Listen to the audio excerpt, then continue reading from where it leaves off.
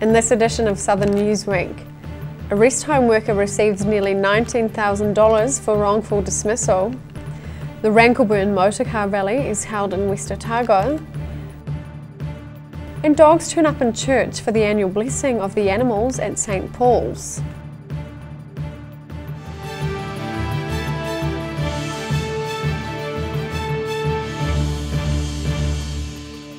Kia ora, I'm Sophie Morris.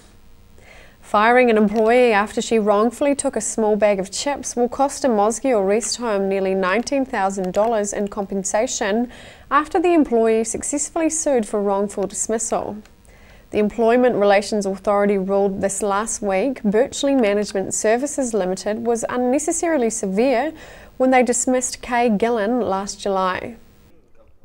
A win in the employment court sees a Dunedin woman happy to be alive for the first time in 3 years. Until last night, for the first time, I was glad to be alive to read that result. And this morning to wake up to think, wonder if an email was going to come today. It was, I won. Kay Gillen worked at Birchley Home as a caregiver for over 10 years. Then was dismissed for taking a 30-cent pack of potato chips. She was called to a meeting and then fired, and she believes her employers had already made up their minds. And I still think maybe it's in my head that it was already the determination was made when I went to that meeting. Her case was taken to the Employment Relations Authority, who ruled in her favour, awarding her nearly $19,000 in compensation, with a claim for lost wages still to be determined. Despite the case, Gillen is grateful she found employment with another rest home, who she says knew the whole story. Yeah, I'm still at my spray. Yeah, I've been really grateful to them. They took me on knowing all about it and pulled me back to knowing, because I was nothing and I didn't even feel I was a good caregiver. She says her self-esteem and mental health took a big hit, but now says she's on the road to recovery. I've got to now get over little things in that. There's still little things that weren't truthful that were said in the thing, and yeah. But I've been under the North Health mental team. They've taught me that let things go, people are only human, you know, and I couldn't have got through without them either. That North, they have been amazing to teach me and listen, and every week I was seeing them. I should have been out, but there is help there. Yes, there is help. Sometimes you've got to push.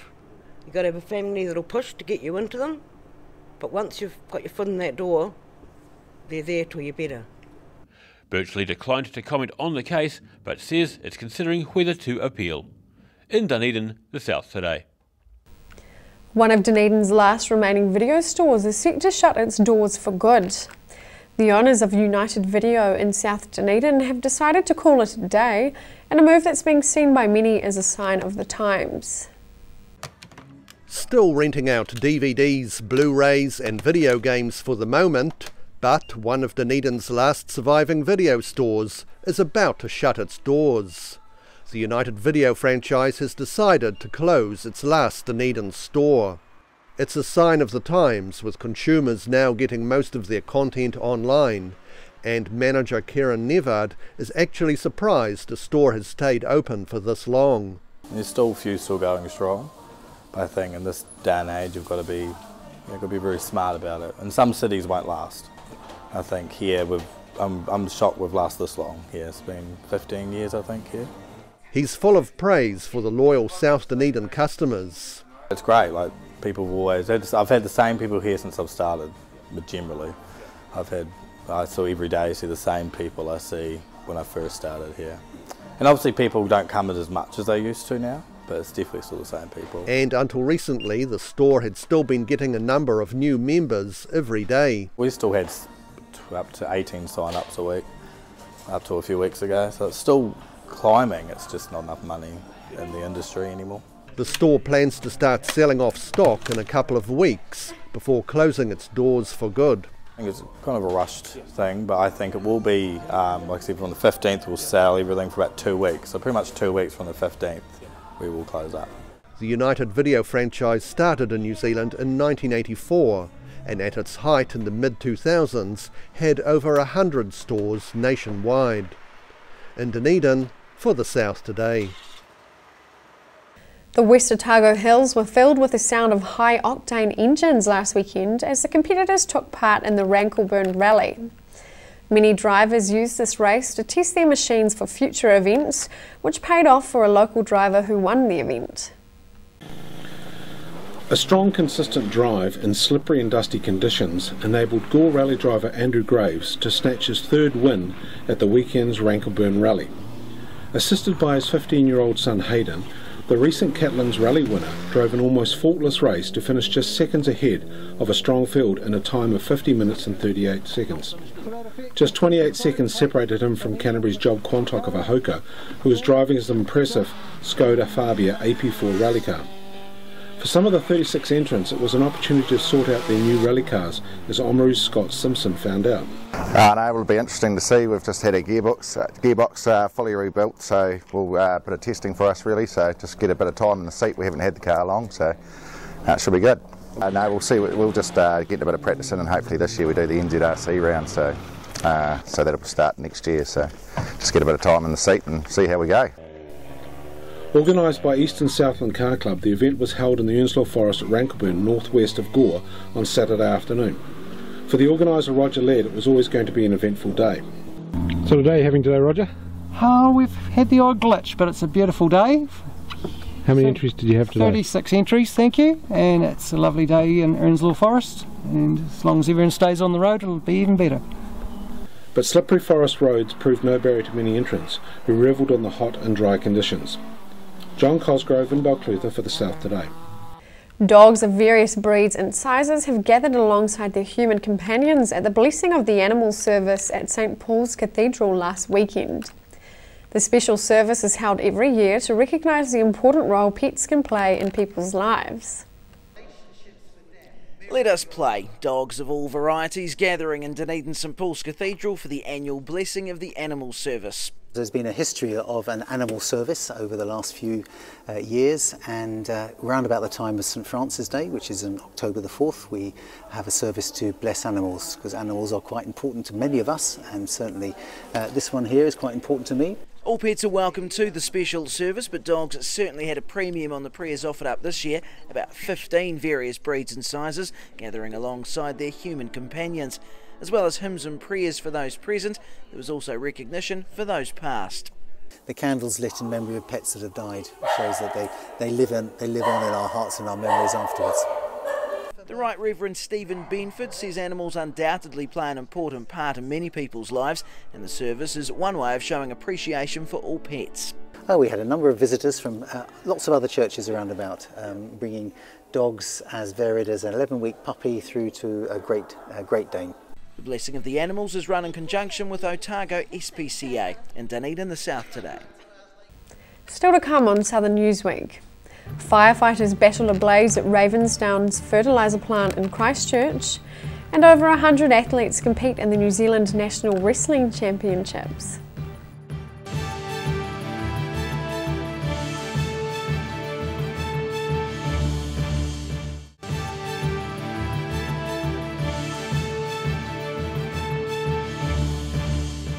Welcome back.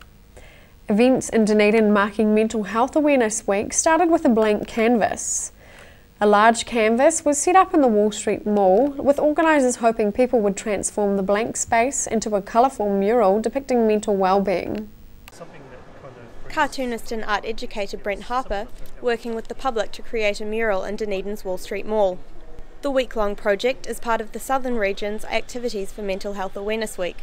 Harper says art is something everyone can relate to. I've worked in 8 different countries now, and the great thing about art is it's an international language. It's a way of communicating an idea that sometimes language is not enough. Student Jordan Woodmancy is contributing a message of mental healing in her work. With my idea, it was a wolf sort of healing the land, and I love animals, so that was sort of a easy idea to go with. So, and yeah, the healing the land, represents the healing of the mind and helping people through things. Materials for the mural were donated by local retailers Mitre 10 and Resine. And Harper says you don't have to be a talented painter to contribute. It's not just about visual ideas, it's about poetry, it's about te reo, it's about other forms of communication too. So we're hoping that people might write a poem on there, or I've had a few tributes sent to me of people painting about friends that maybe they've lost or family members. And he's keen for as many people as possible to get involved in completing the mural. Because it's about mental health, we want to encourage as many people as we can to come down and work on it. Other activities for Mental Health Awareness Week include a fun run, a whānau day, an arts and crafts day, and a meditation walk. In Dunedin, the South today. Workers were evacuated and nearby residents told to close windows on Tuesday as firefighters battle a huge fire at Ravensdown's fertiliser plant in Christchurch. Fire and Emergency New Zealand says 40 firefighters and 10 trucks battled the blaze on Main South Road in Christchurch. Huge plumes of smoke over the Ravensdown fertiliser plant in Christchurch this morning. Ravensdown CEO Greg Campbell says it was too early to tell what sparked the fire. Well, we've had an incident in one of our manufacturing buildings which has resulted in a fire. We're not quite sure what the cause was or the like. What I can tell you though is that our staff are safe, they responded appropriately, and we're working with the emergency services who have been outstanding in their response and what they're doing with the moment. Fire and Emergency New Zealand have warned people to avoid the area, and the Christchurch Medical Officer of Health recommends people downwind should keep their doors and windows closed and switch off ventilation. Greg Campbell says that the fire was first noticed mid-morning. I think it was about 10:20 a.m. this morning. Well, our employees train for this, so they deal with this, in a training situation all the time, and they responded as they should. And again, the most important thing is everybody's safe, accounted for, and responded accordingly. At the height of the blaze, flames were leaping within the building. The Christchurch Transport Operations Centre says people travelling south of the city should avoid State Highway 1. In Christchurch, the South today. Over 100 athletes converged on Dunedin for the 88th New Zealand National Wrestling Championships.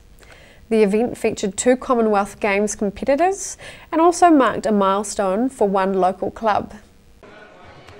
The next generation of New Zealand wrestlers, 10 to 13-year-old competitors, kicking off this year's New Zealand National Wrestling Championships in Dunedin.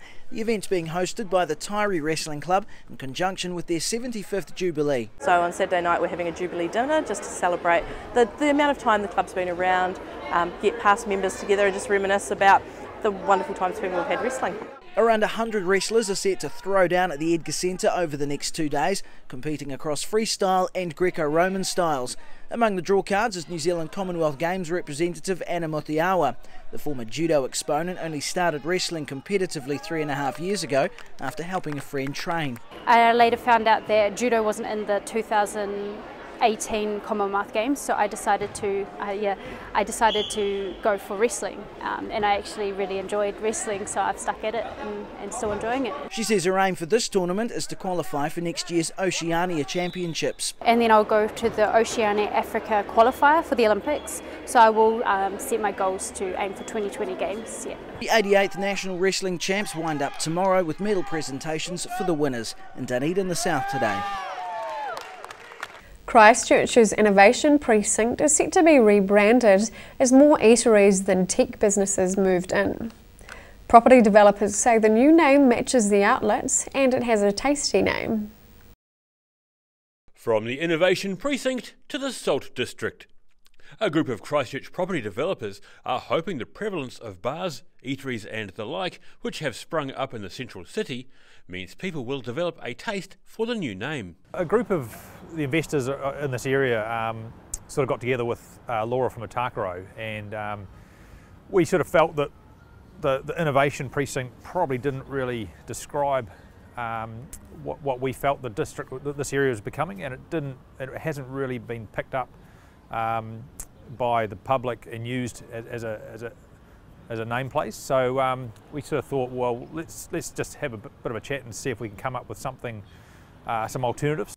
The project comes after property developers and businesses rejected the concept of Christchurch's Innovation Precinct. Pikaski says, as well as matching the flavour of the businesses in the area, the name also fits some of the streets in the Salt District. The first one was SA Sanassa Street, Litchfield and Churm Street, so SALT, which are the three streets that run through this area. But it's also, you know, it's a word that's, you know, quite gritty. It's elemental. It's used to flavour food, which is, you know, obviously food's a big part of this area. He says during the years since the 2011 earthquake, the area is naturally regenerating similar, and in some cases the same, businesses which were there originally. It's interesting how it's starting, well, it is coming back to very similar feel and vibe as it was before the earthquakes. It's, you know, it's just that little bit grittier and a bit more interesting, and it's just got a really cool vibe down here, and we sort of wanted to capture that in the name. Mike Pakaski hopes the expression "the Salt District" will become a commonplace destination, like some which so far are more famous. There's other examples around the world, Soho, you know, and they become part of your everyday conversation where exactly that, you sort of say, well, we'll meet you down the Salt District. He says tenants can also use the Salt District name to help market their businesses. In Christchurch, the South Today. Still to come on Southern Newsweek. Avid gardeners get their hands on the flowers that the Dunedin City Council is giving away. And the restoration of a historic cottage is celebrated with a Victorian picnic.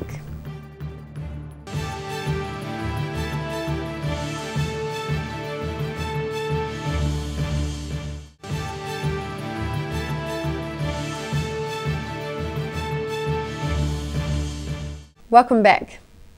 Wednesday saw Dunedin's Flemish garden being stripped to make way for the planting of new spring flowers.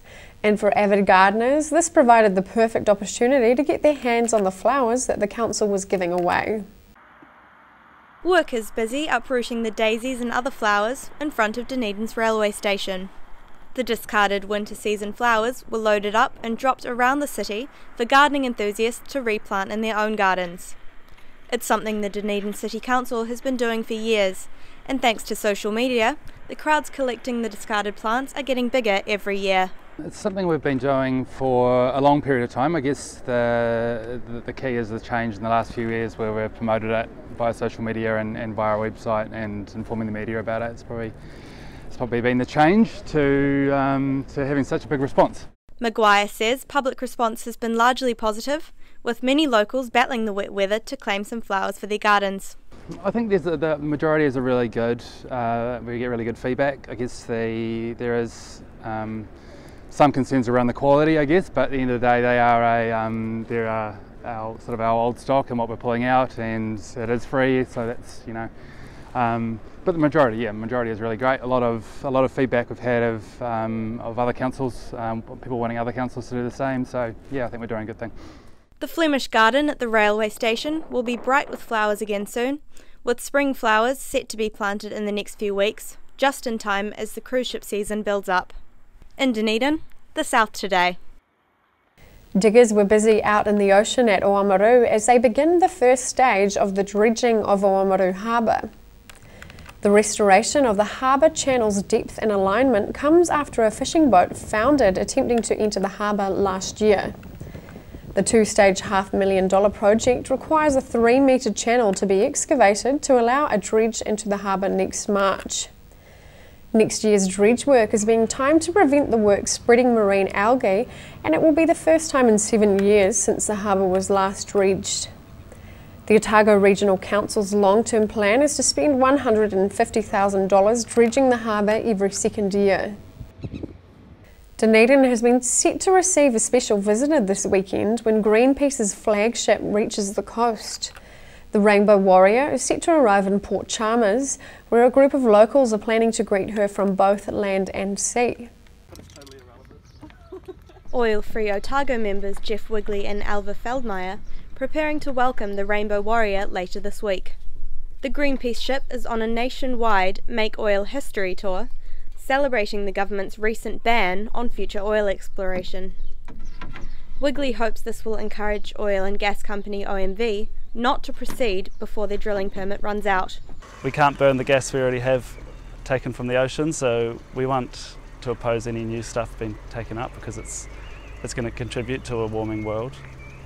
He says oil drilling is a concern for many in the Dunedin area, some of whom are already facing the effects of a warming climate. I think a lot of people in Dunedin care about that. There's a lot of problems in Dunedin with already the low-lying suburbs have been flooded every year now because of sea level rise. Wigley encourages locals to come along on Saturday to greet the ship and support the discussion on climate change.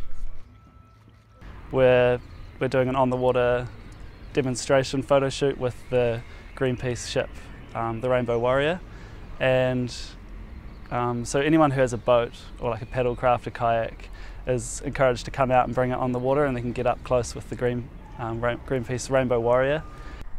Those without boats can also welcome the Rainbow Warrior from the shore as she sails into port on Saturday. In Dunedin, the South Today. And lastly, the completion of restoration work at Stewart Town in central Otago was celebrated with a Victorian-style picnic last Saturday. One of the main aspects of the restoration work has been the installation of a new roof over the area's historic stone cottage.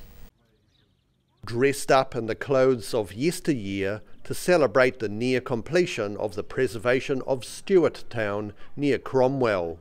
The former Central Otago Gold Rush locality has had both a surviving stone cottage and a nearby Menzies Dam repaired, thanks to the hard work of locals. The cottage's new roofing iron was recycled following repairs to the nearby Bannockburn Hall. It's not a restoration, it's a maintenance thing. We've actually put a false roof on the top, which is genuine old Scottish iron that we managed to purloin and that was given to us, and just to help preserve it, and a bit of pointing and restoration of the stonework, so that it just doesn't rot into the ground like so many of the other buildings around here have done. The work was made possible thanks to a $180,000 grant from the Central Lakes Trust and the Lotteries Heritage Fund, and has been some time in the planning. This area is all a Department of Conservation area, and we had to do quite an extensive feasibility study that took 12 months and get permission from DOC and Heritage New Zealand to complete this project. So in total it's probably taken 2.5 years. We've still got a little bit of things we'd like to do here and still working with DOC. And the winners from the project will be all those who appreciate the history of the Central Otago goldfields. We're just so happy that we've done this big project, and it's an accessible heritage site to most people. It's a bit of a trek to get up here, but we're really happy to have done this for Otago, Central Otago. In celebration of what's been achieved, the community put on a picnic last weekend with a distinctly Gold Rush feel.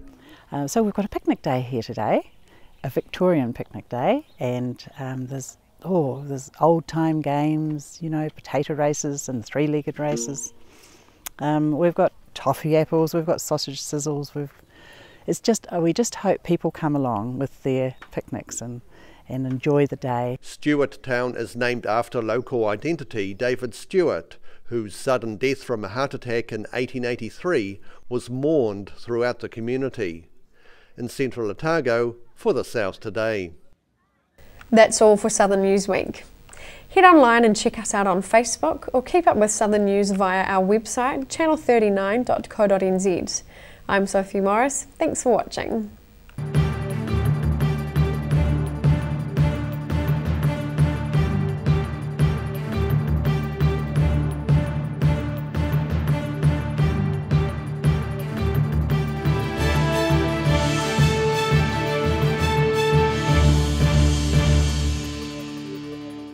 Supporting local content so you can see more of New Zealand on air.